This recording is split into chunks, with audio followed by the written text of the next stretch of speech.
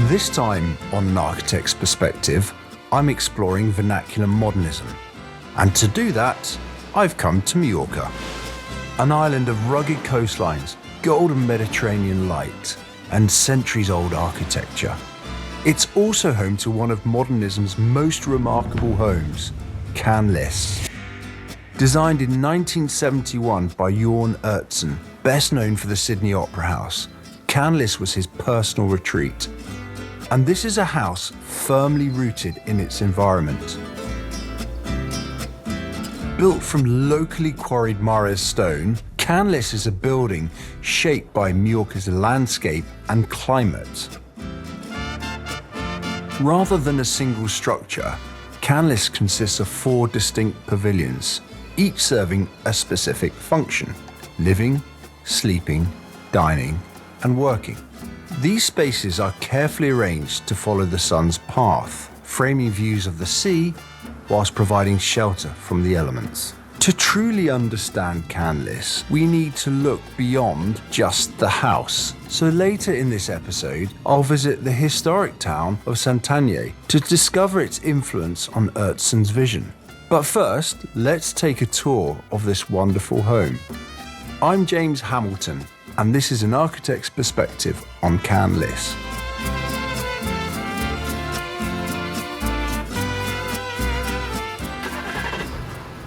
We're finally here on Jørn Utzon Avenue, leading up to the house that he designed for him and his wife, Can Lis.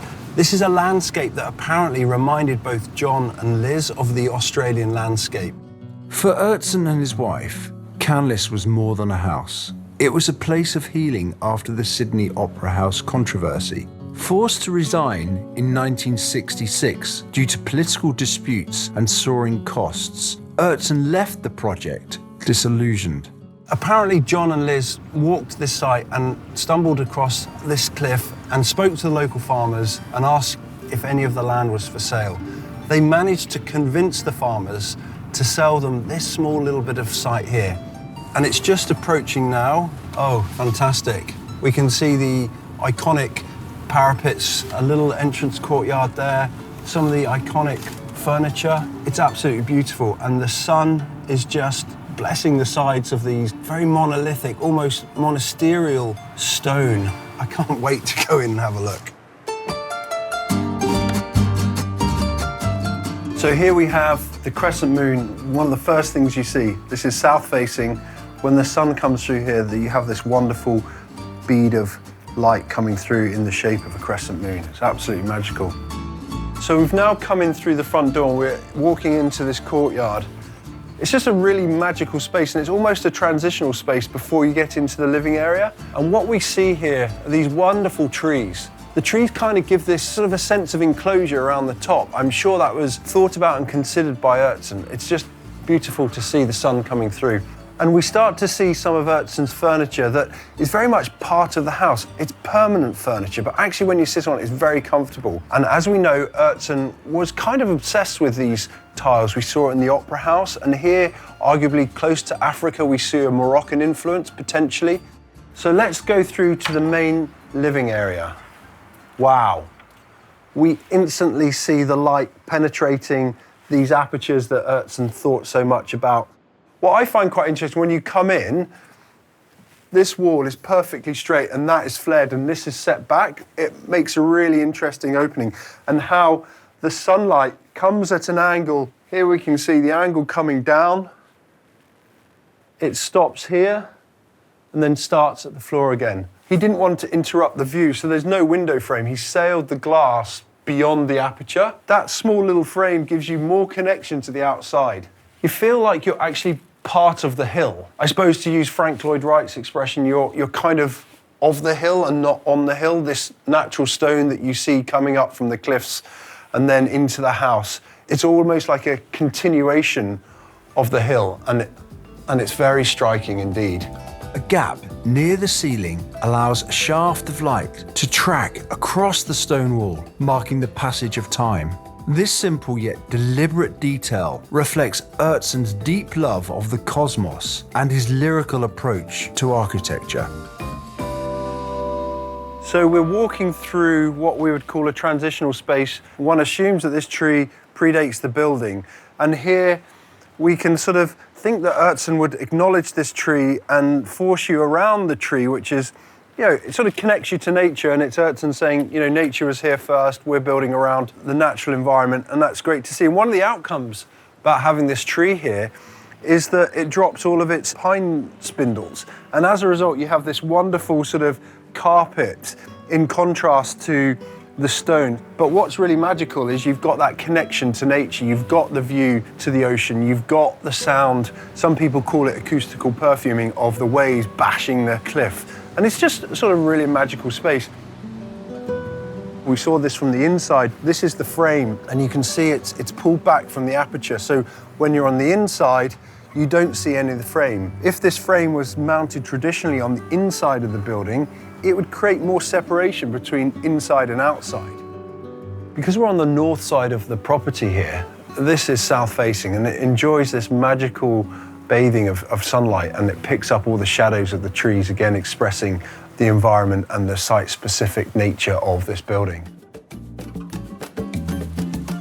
We're in the most westerly bedroom. What's beautiful is that the terracotta tiles, you can see all the handprints on it. So these tiles are actually man-made.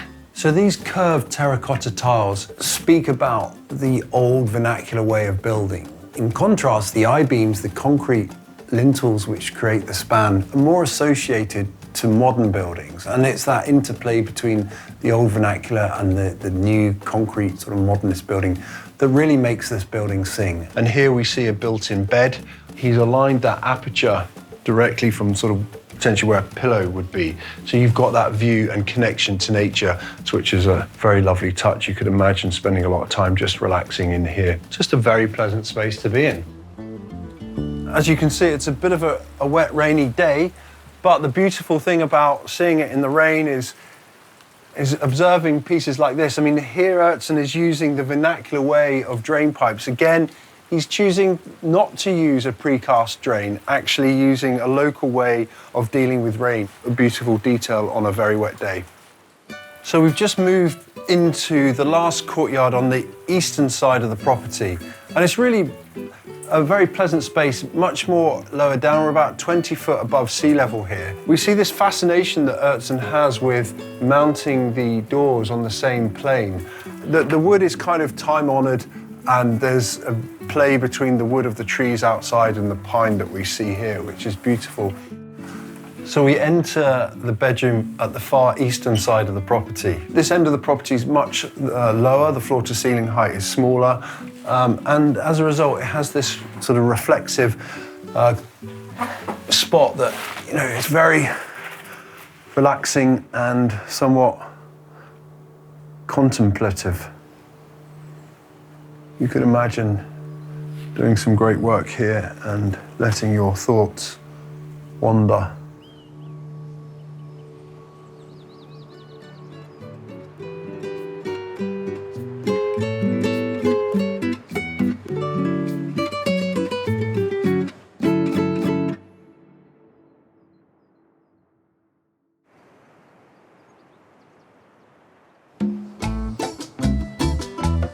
Finally, we are here in the middle of Can Lis. What an epic building. What a phenomenal sight. So here we are in the center of the courtyard. If you look back across the whole elevation, the trees almost form a backdrop of the building. Without those trees there, this would be a completely different building in a sense. Here we have some lovely, warm, almost salmony peach stone. And then we've got weathered pine here. On the other side of that, we've got non-weathered pine.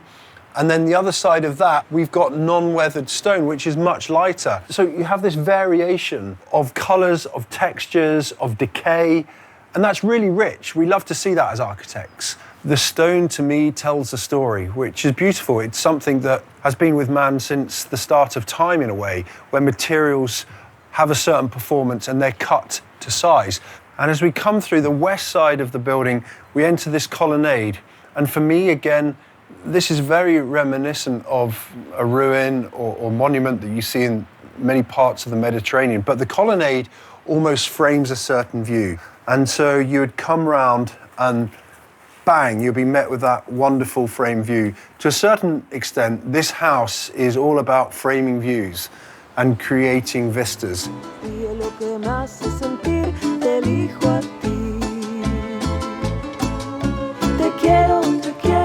And this sort of relationship, this idea about the cosmos, which is a recurring thing in Utzon's work, presents itself again. The moon shape, the half moon table.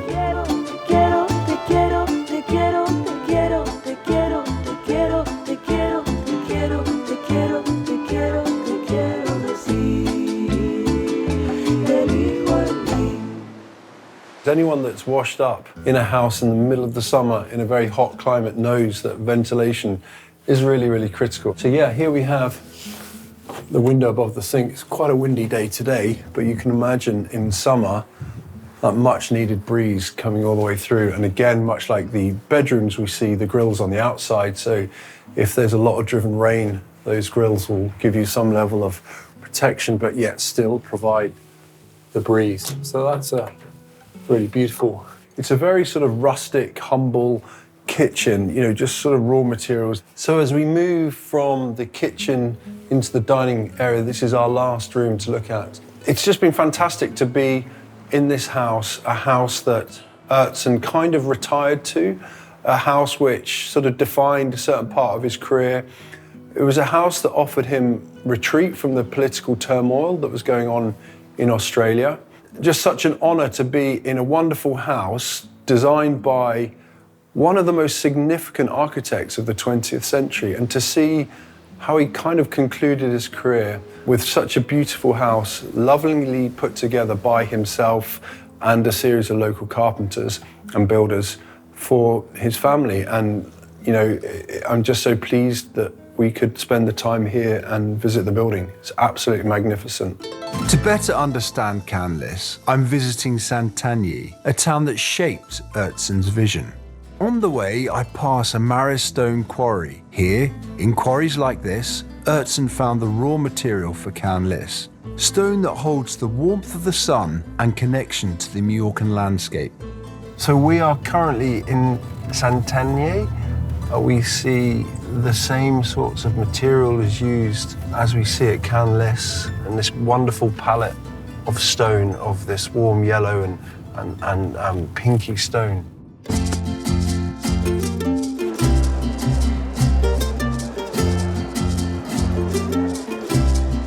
So we're in the main space here, the church Sant'Andrea, and we're looking at the stone here. We see pretty much exactly the same stone that probably would have come from the same quarry as Can Lis. As you walk around Santanyí, you see this stone being used everywhere. It's a dominant feature of this town. Fantastic.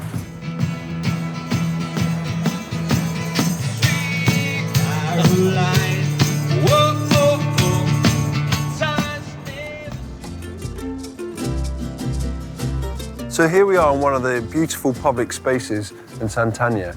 I'm sure this was a space that would have given some clues to Utzon and the design for Can Lis. If we look at, for instance, this parapet, what we actually see here is pretty much the copy of what Utzon had done at Can Lis.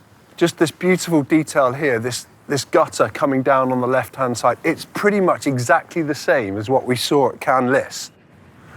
Such a beautiful prefabricated detail expressing the local skills, knowledge, materials. The surface-mounted shutter, and it's exactly the same that we see at Can Lis. So Utzon must have looked at this, borrowed from this sort of detail, and employed it at Can Lis. Again, very, very specific to this region. Utzon is using Mallorcan details to make site-specific architecture, to make a very Mallorcan house. In other words, that house would not be suited in any other location. And to a certain extent, that is in contrast to, say, Le Corbusier, who wanted this international style. Utzon House is certainly not a house of the international style. It's site-specific to Mallorca. And to a certain extent, that's what makes Can Lis beautiful. In 1994, Can Lis was entrusted to the Utzon Foundation and remains a site of pilgrimage for architects and admirers.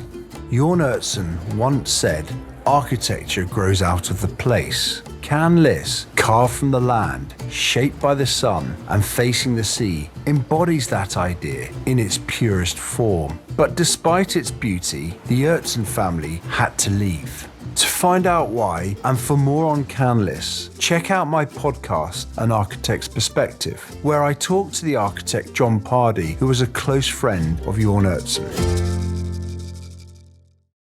Next time on An Architect's Perspective, I sit down with the architect John Pardee to explore one of modernism's most quietly radical houses, Can Lis by Jørn Utzon. We unpack how Utzon drew from nature, local building methods, and the Mallorcan environment to create a building that feels both ancient and completely modern. We also hear John Pardee's personal memories of meeting Utzon inside Can Lis. The full video will be available on YouTube. If you'd like to watch or you prefer to listen, just search for An Architect's Perspective wherever you get your podcasts.